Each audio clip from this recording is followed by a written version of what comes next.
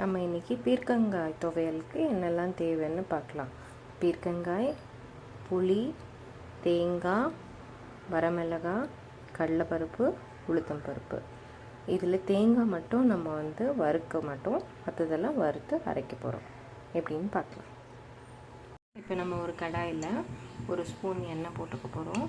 அதில் உளுத்தம் பருப்பு,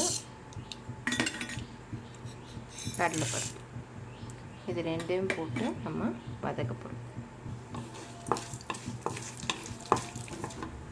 இது கொஞ்சம் கோல்டன் ப்ரௌன் ஆன உடனே நம்ம காஞ்ச மிளகாய் போட்டுக்கணும்.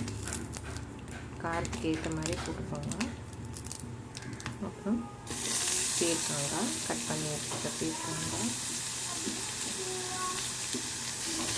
நல்லா வதக்கணும். இது நல்லா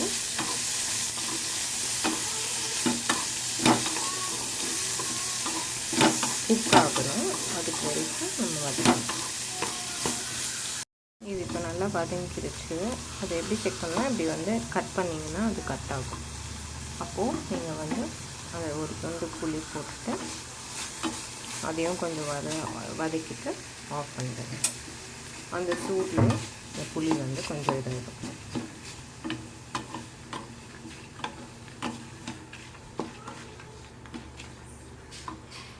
இப்போ நம்ம அரைக்க போகிறோம். மிக்ஸி ஜாரில் தேங்காய் போட்டுக்கிட்டோம். அப்புறம் இந்த வதக்கின எல்லாத்தையும் இதிலே போட போகிறோம். இதிலே நம்ம எல்லாத்தையும் போட்டுட்டோம். இப்போது அரைச்சிட்டு கொஞ்சமாக தண்ணி ஊற்றிட்டு கொஞ்சம் திக்காக அரைச்சிக்கணும். அவ்வளோதான். அதோட துவையல் இப்போ ரெடி. துவையல் அரைக்கிறதுக்கு முன்னாடி கொஞ்சம் உப்பு மட்டும் போட்டேன், அது சொல்ல மறந்துட்டேன். நீங்கள் காரம் குழந்தைங்களுக்கு கொடுக்கணுன்னா காஞ்ச மிளகாய் கொஞ்சம் கம்மி பண்ணிக்கோங்க. அவ்வளோதான், துவையல் ரெடி.